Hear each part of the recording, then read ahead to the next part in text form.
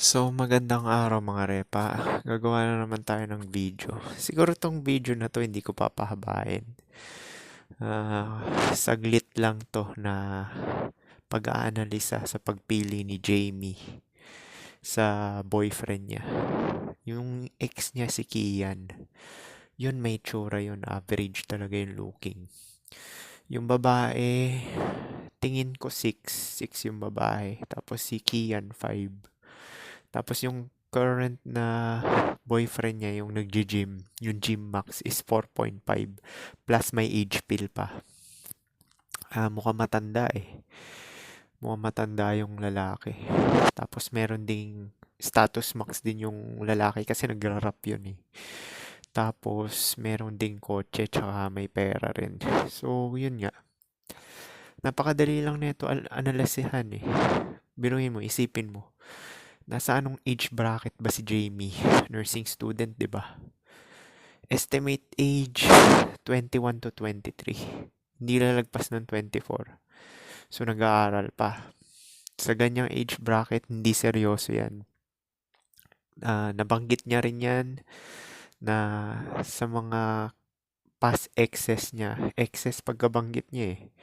So ibig sabihin, marami na rin siya naging boyfriend. Past exes. Sabihin na natin tatlo. Kung wari lang yun disclaimer lang. Tatlo, tas pang-apat si Kian, tas pang-lima tong lalaki na to. Estimate lang yun Hindi natin sure kung ano. Pero, tinake out ko lang yun sa pagkasabi niya. Hindi raw siya nagbe-beg. Kasi mostly naman ng babae is insecure. Parang Chad mag-isip yan. Realistic sila na pinipili nila yung may pakinabang kasi kung long-term relationship ang habol nila, gusto nila is yung lalaki yung submissive, nagsisimp. Nakita ko na tong pattern na to eh. Kahit yung mga college friend ko dati, tsaka mga katrabaho ko. Usually talaga sa relasyon yung lalaki nagsisimp. Hatid sundo, tapos bigay ng regalo, celebrate ng mansari, mga ganyan. So, magiging submissive lang yung babae sa lalaki is kung below talaga siya sa looks talaga ng 2. Yun kasi sa Blackpill, below sa 2. Pero nakakalusot din yung below sa 1. Pero laging below 2 talaga. Pagka above yung babae or looks match sila is babae pa rin masusunod doon. Hindi magsisimp yung babae. Kasi nga parang Chad mag-isip yan, di ba? Parang mga pogi mag-isip yan para hindi sila nasasaktan. Oo, nag-i-invest din naman yung babae ng oras. Pero pag long-term relationship is talagang gusto nila yung loyal, submissive. So, yun din yung gusto ng pogi, di ba? Loyal, submissive. Kaya sinasabi ko sa inyo eh, yung babae, hindi rin naiiba sa inyo yan. Kung ano yung gusto nyo, yan din yung gusto ng babae. Kung gaano ka kalibog, kung lalaki ka, ganun din kalibog yung babae. Actually, mas malibog pa sila ng ano eh. Pero pili lang nila binibigay yung SCX. Lahat ng babae, bibigay nila yan sa ONS or FWB sa may itsura lang talaga. Hindi nila ibibigay yan sa average looking or pangit. Pera na lang talaga kung sub 5 yung ano, yung babae talaga. Bibigay niya sa average yun, syempre. Below siya ng 2, di ba? Depende pa rin talaga sa looks ng babae, tsaka sa age niya, tsaka sa priority niya, socio-economic. Pumapasok na rin yun. Pero yun nga, napakadaling idibang talaga nung kay Jamie na para nag-downgrade sa looks eh. Pero biruin mo, status max yung lalaki eh. The fact na ang habol ng babae is long term, gusto niya yung submissiveness ng ano. Kahit si Alan Roger Curry eh, ayaw din, sinabi rin ng babae yan. Ayaw ng mga babae ng promiscuous na lalaki. Ibig sabihin ayaw nila na may kukompetensya. Sure, maraming nagko-compete sa 20% na lalaki dahil sa looks nila. Dahil pang sexual desire. Parang mala Christian Grey, 50 Shades. Yun lang kasi yung fantasy nila eh, yung maka-SEX, yung top 20%. Yung easy access sa SEX, tsaka mas nape-pleasure sila sa may itsura, tsaka may superior genetic. Pero, kung pang long term yung habol ng babae, is talagang magsisettle talaga sila sa ka-looks match nila or below. Usually ganyan yan. So parang pogi rin mag-isip yan. Mapansin mo rin naman yung mga pogi na pupunta sa below. Chico Lachowski, tingnan mo yung girlfriend, yung asawa niya below sa kanya ng 1.5. Si Richard Ramirez below sa kanya. Si Zayn Malik, si Hadid, 'di ba? Below sa kanya ng 1 or 2 pa nga eh. Tingin ko 2. Kasi yung Hadid hindi naman maganda talaga, parang Becky nga lang yung mukha nun eh. Pero mas matangkad lang kay Zayn Malik. Tapos Justin Bieber, tingnan mo yung ano niya, yung ngayon si Hailey Baldwin. Napaka-common ng mukha na yan, lagi mo nakikita yan sa mga Caucasian eh. So usually ganyan yan eh. Magiging submissive lang talaga sila pagka below sila. Richard Ramirez, 'di ba? Sub 5 pa nga yung kay Richard Ramirez, yung pinakasalan niya eh. Usually ganun yan eh. Kasi nga yung may mga upper hand sa looks, hindi nila ganong priority yung itsura ng tao kasi nga nandun na sila sa top eh. So kampante yan. Nasabi ko na rin to dati na pagka above na yung looks mo talaga is malaki chance na yung offspring mo ay may tsura rin talaga. Kunwari, ako, high tier normie ako. Nagkaroon ako ng girlfriend na sub 5. Magiging anak ko, magiging normie. Kasi sub 5 plus high tier normie, kalagitnaan. So kung chad ka, nagkaroon ka ng average looking, magiging high tier normie pa yung anak mo. So ganun yung ano nun eh, parang mababump up yung genetic. Usually, yung mga naaanak na may itsura talaga na lalaki is yung offspring talaga is may itsura rin talaga. Parang si Jeric Rabal. Nakita niyo ba yung lahat ng anak ni Jeric Rabal? Magkakahawig, di ba? Kahawig nun tatay lahat. Ganun yung superior genetic na sinasabi natin. Kahawig ni Jeric Rabal lahat. Pati yung Vanessa, di ba? Na ano. So, yan yung sinasabi ko sa inyo. Si Piolo Pascual. Kaso, naging average looking si Inigo. Kaso short yung Ramos ni Inigo. Hamburger yung face nun eh. Pero may tsura na rin kasi makapal din yung kilay. So, ganun nga, nagiging normie. Parang ang hindi nga maganda rin yung combination ng may tsura sa may itsura eh. Kasi parang pumapangit yung offspring. Kagaya nung kay Mulak. Matangkad yung anak nila. 6'2" yun eh. Si Andres. Kasi matangkad si Charlene, 5'10" eh. Tapos si Aga Mulak, 5'7" lang. Eh, Charlene Gonzalez, 'di ba? 5'10". So, naging 6'2" yung anak dahil sa nanay. Tumangkad. Pero, downgrade yung muka. Naging kahawig nung nanay yung mata. Tapos, yung kilay, naging kahawig kay Aga Mulak. Pero kung nakuha niya yung jawline ni Aga Mulak, malamang magiging slayer yung lalaki na yun. Kasi may height eh. Kaso napunta yung shape ng face kay Charlene eh. Hamburger yung face kaya ganun. Kaya girlfriend since birth pa yun. Never nagka-girlfriend. Parang 22 na ata yun eh. So, yung mga Gen Z ngayon na artista, talo talaga sa itsura. Nakita nyo ba yung mga panahon nila Bernard Palangka, Piolo Pascual, Dieter Ocampo, Jericho Rosales, Carlos Agassi, Mark Anthony Fernandez. Walang talo sa mga artista na yun dati kasi talagang jawline talaga yung make or break tsaka yung orbital area nila. Ngayon yung mga Gen Z ngayon, wala, olats talaga. Matangkad sila, mga 6 foot. Pero si Kyle, 6'2" ata si Kyle or 6'3". Pero wala eh. Masyadong mahaba yung mukha, hindi maganda yung harmony. Kaya hindi siya nagustuhan ni ano eh, ni Andrea Brillantes. Ganon din yung sa nalilink kay Maris Racal.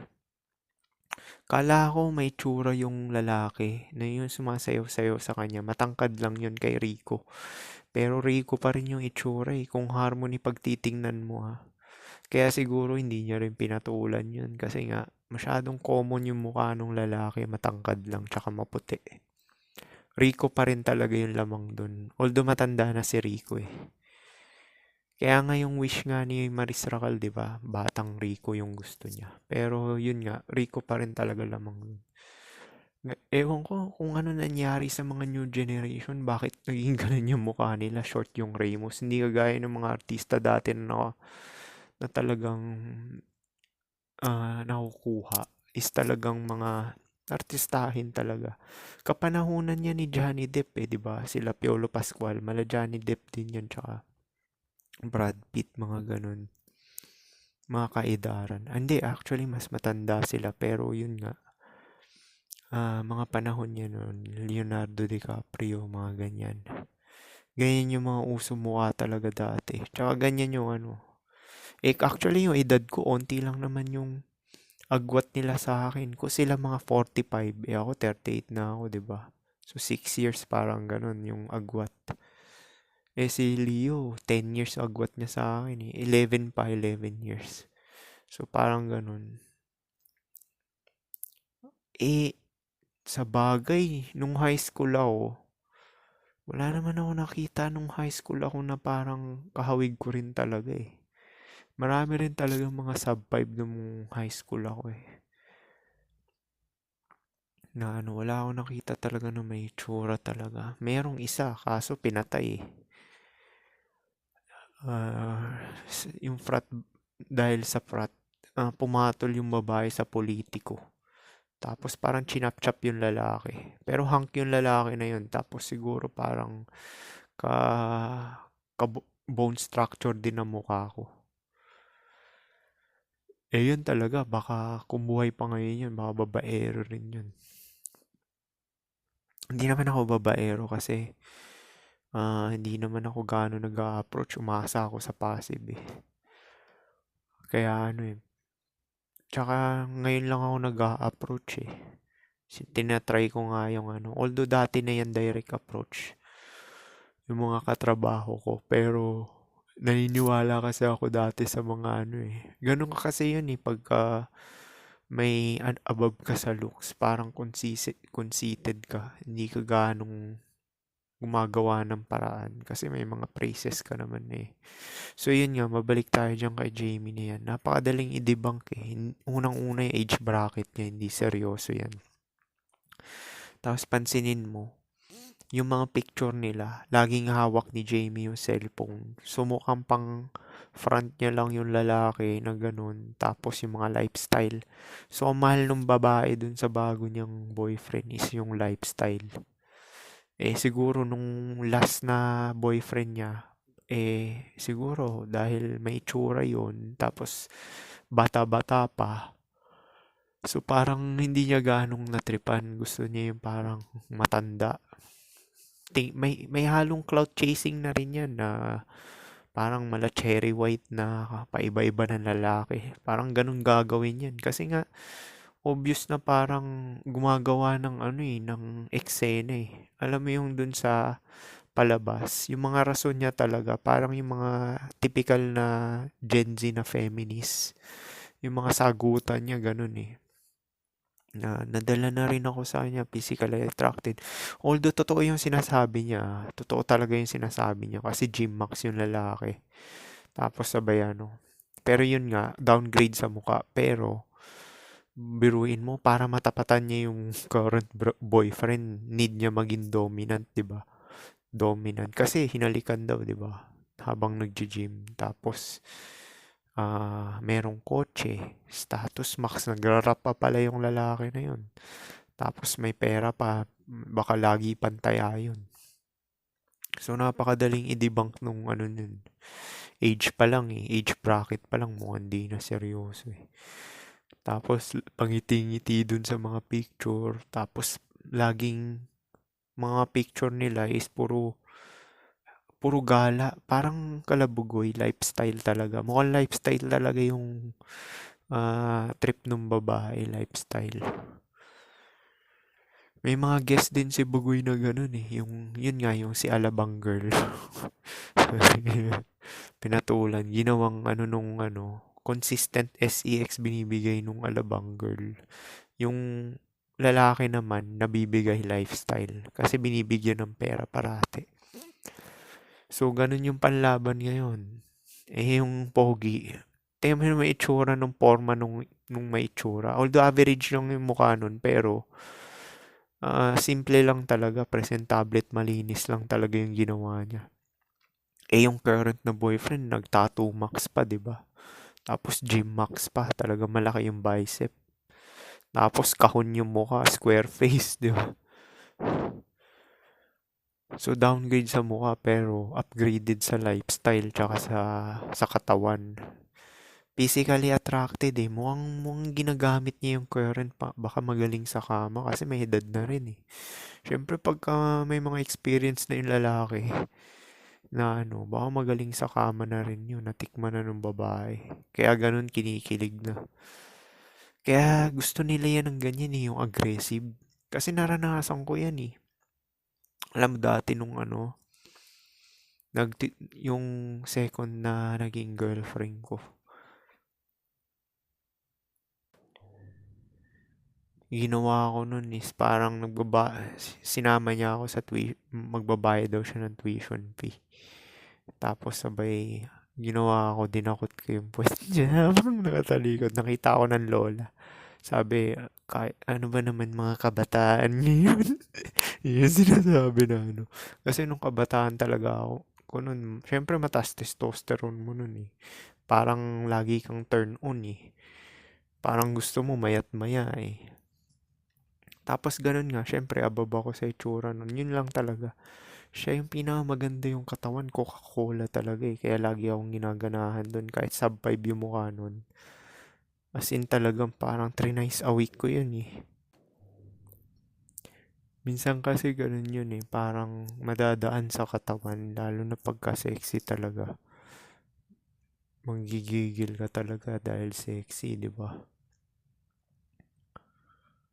So, ano ba edad nun? Yun nga lang, lagi akong taya nun. Kaya brinig ko yun eh, after 3 months. Kasi nga, wala akong naiipon eh. Pero wala akong naiipon nun. Kasi nga, sweldo ko lang 5,000, minimum wage earner lang. Sabi ko, tangina, hindi ako makakaipon nito. Sabi ko ganun. Kasi estudyante nga eh. Wala namang pera yun. Magkano lang ba ako nun? 50 lang. Or 100. So, ako rin laging taya. Tapos nagtitipid ako. Buti na lang nagbabaon ako sa trabaho. So, yung perang naiipon ko, pinanche-check-in. Doon na pupunta. Kasi ayoko yung magyaya sa bahay. Actually, yung mga naging ex ko, hindi ko pinapapunta sa bahay talaga eh. Secretive talaga ako. Wala nakakaalam. So, yun nga, napakadaling idibang talaga nung kay Jamie na kasi siya yung above sa looks eh. Parang 6 nga siya, di ba? Yung ex niya is 5. Tapos yung current niya ngayon 4.5 na gym max, na status max. Tapos may age pill pa. No. Sa bagay, medyo kasi alam mo kasi pagka nagkakaedad na yung lalaki, lumalakas yung sex appeal ng hindi yung super tanda na kasing edad ko. Mga 30 lang, sabihin na nating 30. Na basta okay yung genetica, yung hindi pa napapanot, tsaka okay pa yung mga ngipin, yung katawan, may muscle pa. Kasi ang noon is hindi na thirsty yung lalaki na ganun. Parang swabe na ang galawan, swabe na lang. Kagaya nito, yung pagsasalita ako, tuloy-tuloy siya. Pati yung tono ng salita ako, swabe lang talaga. Ganyan yung mga nagugustuhan ng babae. Yung kagaya ko magsalita, di ba? Hindi naman ako kagaya ni Josh na, pre. Yung parang trying hard, di ba? Panoorin niyo si Josh A. Wolf, pati si Josh On Point. Ibang-iba talaga kami magsalita, promise. Pa Pakinggan niyo yung boses ko. Kumpara mo dun sa dalawa na yun. Kay Josh On Point, tsaka kay ano. Na parang may pagka-feminine pa yung pagkasalita nila, di ba? Parang hindi seductive. Hindi kagaya na itong ano. Kaya umuulit-ulit kayo makinig sa ano ko eh, sa podcast ko kasi na nasisidus ko kayo dahil sa boses ko eh. Actually, boses ko pa lang, promise marinig to ng babae. Baka labasan yung baka labasan yung babae. Kasi swabe lang talaga siya eh, swabe lang talaga. Hindi, kunwari, di ba, oo nga, tumatawa nga ako, ganyan. Pero babalik uli ng serious. Mabilis mag-switch na back to serious talaga. Na ganun. Tsaka yun kasi pagka nagkakaroon na ng edad yung may tsura, ganun na talaga yung galawan. Hindi na yung simp. Kasi naranasan ko rin maging simp dati kasi yan yung mga brainwashing ng mga tao sa paligid mo. Tangina na tinuturuan pa ako ng mga pangit dati tsaka ng mga average looking. Pare, buhatin mo yung bag ng ano, dapat lalaking lalaki ka. Sabi ko, tangina nito. Sa isip-isip ko yun. So, trinay ko nga. Yun yung brinig ako dahil nga simp yung galawan. So, kasi nga, di ba may mga sulsul na mga cockblocker. So, yan yung mga sinasabi ko sa inyo. Huwag kayong makikinig basta-basta dun sa mga lalaki na nasa paligid nyo dahil wala namang alam yan. Hindi naman yan yung nakaka-obserba sa mga nangyayari eh. Paniwalaan nyo yung gut instinct nyo. Tapos, yung mga nakikita nyo sa lipunan talaga na talagang in your face, di ba? Na pag mga nasa relasyon, 100% yan. Tingnan mo lahat ng nasa relasyon, yung magkasama sa mall. Hindi yung lalaki na nasa bahay ah. Yung lalaki na nasa bahay, malamang. Ano yan, sub 5 yung, ano yan, yung karelasyon yan. Kasi hindi sila magkasama parate.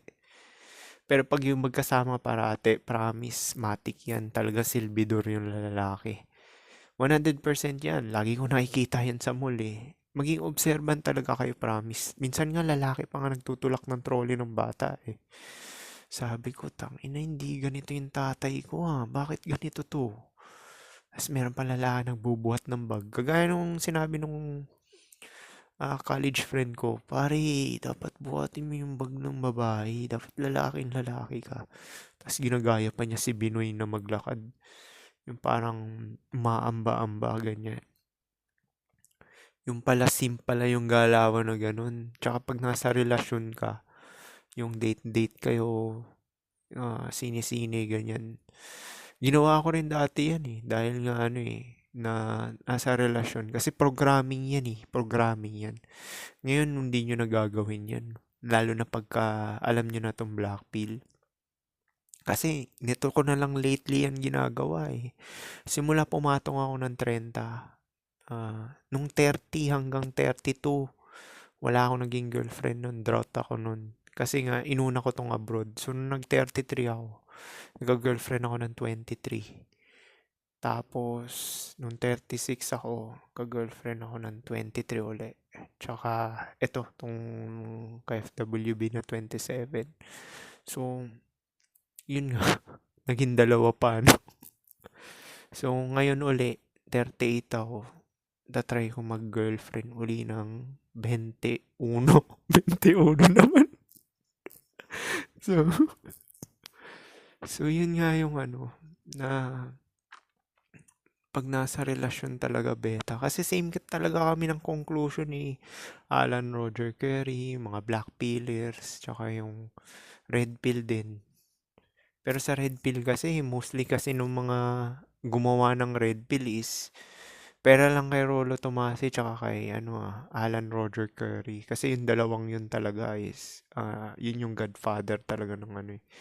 Pero yung ibang red pillar kasi, mga divorcee kasi sila. So parang medyo bias. Hindi ko pinapakinggan yung ganun. Eh ako, di ba, nagtitip ako ng ganito. Hindi naman to tip, actually, parang share lang ng knowledge. na ganun nga, na yung mga obserbasyon ko tsaka sa mga experiences ko na ano, which is nangyayari rin yan ngayon. Actually, yung ginagawa ko dati, ginagawa na rin na ngayon yan eh. So, nito lately, yung pagpatong ko ng 30, hindi na ako ganong mag-i-invest ng effort tsaka pera. Sila na nga lang pinapapunta ko eh. Ka LDR ko, pinapunta ko sa bahay. Tapos, ah, tinanong ko kung anong trip niya, manood daw. So, nanood na lang kami. Tapos, nag, nakipag-inuman sa akin. Tapos, after na manood, matutulog na. So, parang plano ko, wala kasi talaga akong plano makipag-SCX talaga dun. Kasi sabi niya lang talaga, inom lang daw talaga. So, siya yung may gusto uminom. So, bumili nga ako ng Red Horse noon. Tapos, hindi ko ini-expect na susunggaban niya ako. Tapos, biglang mapupunta sa SCX. Kasi nga, medyo utu-utu kasi ako eh. Yun yung problema sa akin eh. Kasi dahil hanis nga ako, 'di ba? Tsaka direkta ako magsalita. So ini-expect ko yung mga taong nakatrack ko ganun din. So pagkasabi niya na ganun, hindi ko ini-expect na mapupunta nga dun. Kasi nga sabi nga, hangout lang tsaka inom. So yun lang talaga expectation ko. Tsaka nagsinungaling din siya na anong tawag dito, meron siyang mens. Pero pawala na rin pala. Meron nga talaga pero pawala na. So parang yun nga yung ano. Siguro nagustuhan niya ako kaya biglang ganun. Sabi sa inyo eh, minsan talaga babae magyayaya eh pagka gusto ka. Na ano, usually talaga sila yung nagiging aggressive eh pagka gusto ka nila. Lalabas talaga yung wild side nila. Lalo na pag kampante sila sa'yo, komportable. Ibig sabihin parang tanggap mo sila lahat, walang judgment, ganun. Kahit mataba pa sila, kahit morena sila, kahit maputi, kahit may kamot, kahit... Hindi kasi ako judgmental kasi nga, meron din naman din ako mga flaws, may mga peklat din naman ako, dry skin, mga ganyan. May balakubak pa nga ako eh. So, wala na akong pakialam dyan sa ganyan, basta nagkakasundo. So, dahil doon, kaya nagugustuhan nila ako na ano. So, yun nga, yung kay Jamie na naman. Ang obvious talaga nun eh. Siguro itong babae na to, hindi to magsiseryoso hanggang 30 na ano. Kasi parang yung kilos ni Jamie parang nag-enjoy lang talaga. Na ano, usually yung mga bagong babae ngayon ganun eh. Parang hindi sila nagsiseryoso talaga hanggang 30. Tapos once na ma-reach nila yung 28, 29, diyan na mag-i-start sila na maghanap ng long term. Which is huli na talaga kasi wala na makikipag long term kahit nga yung mga beta box eh. Nagigising na eh. Siyempre mas pipiliin ng beta box yung bata, di ba?